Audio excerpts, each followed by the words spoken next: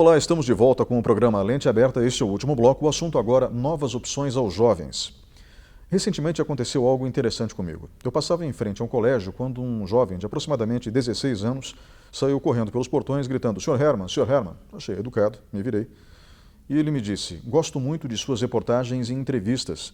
Recentemente eu gostei muito, em particular, de uma que o senhor falou sobre Habermas.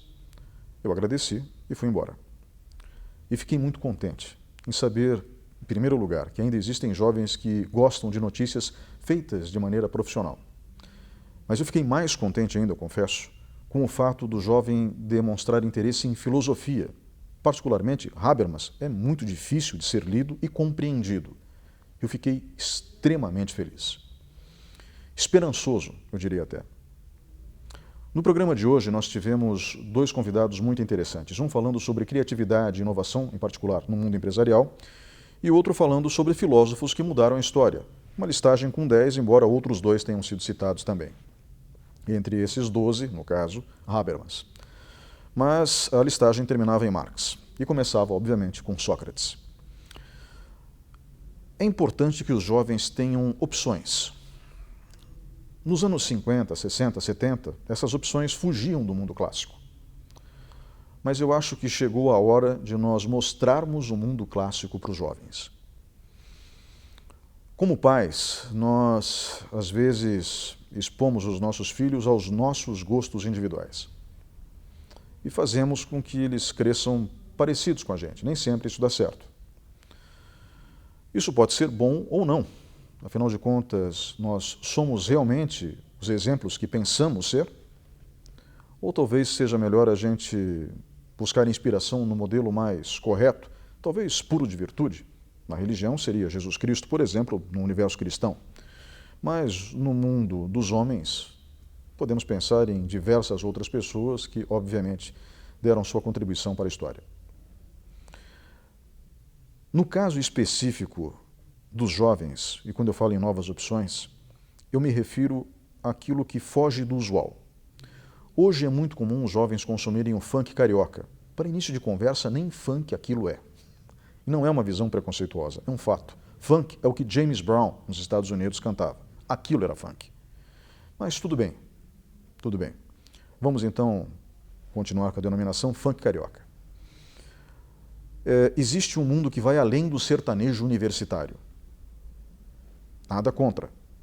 Tem excelentes duplas, tem excelentes músicas, mas só isso. Em relação ao que se ouve na nossa região, não há problema algum em você gostar de um gênero. Eu também tenho os meus gêneros favoritos.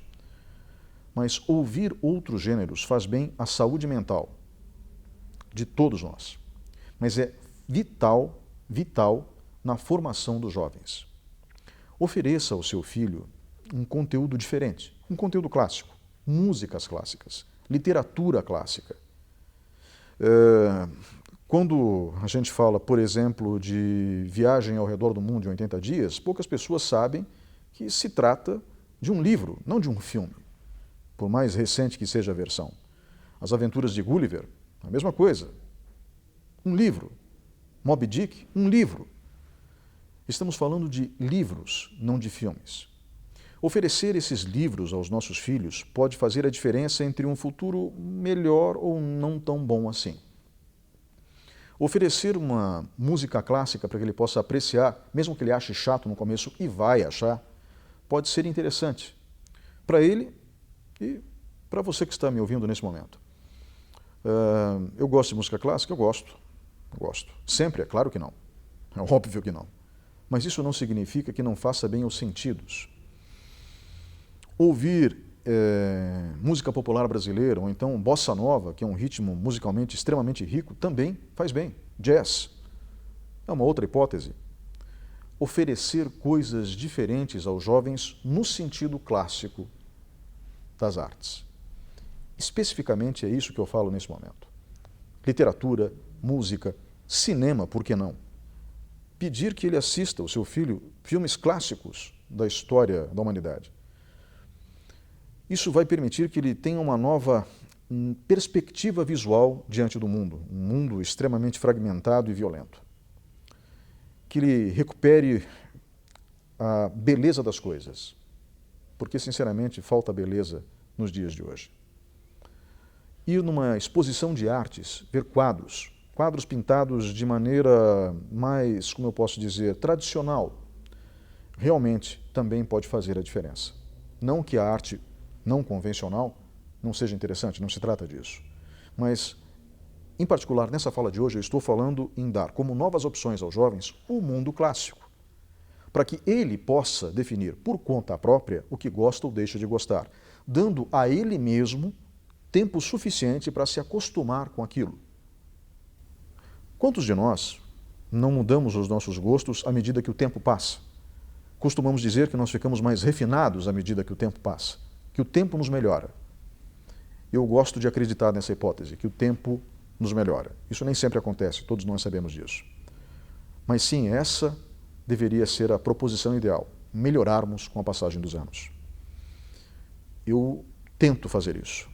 Eu sei que os meus pais tentaram fazer isso e, no caso dos meus pais, eu sei que eles conseguiram. Se tornaram pessoas melhores sempre, a cada dia. Exemplos para mim. Eu espero que eu seja exemplo para os meus filhos também, embora eu não me considere exemplo para ninguém, mas eu tento fazer o meu melhor apesar das minhas falhas, que são muitas. No entanto, se eu tiver dado aos meus filhos a oportunidade de crescer intelectualmente e moralmente, eu irei literalmente morrer feliz. Lembrem-se então dessas novas opções presentes no mundo clássico, para que elas sejam entregues a essa geração que vai assumir o controle do mundo, talvez mais cedo do que a gente pense. Um grande abraço a todos.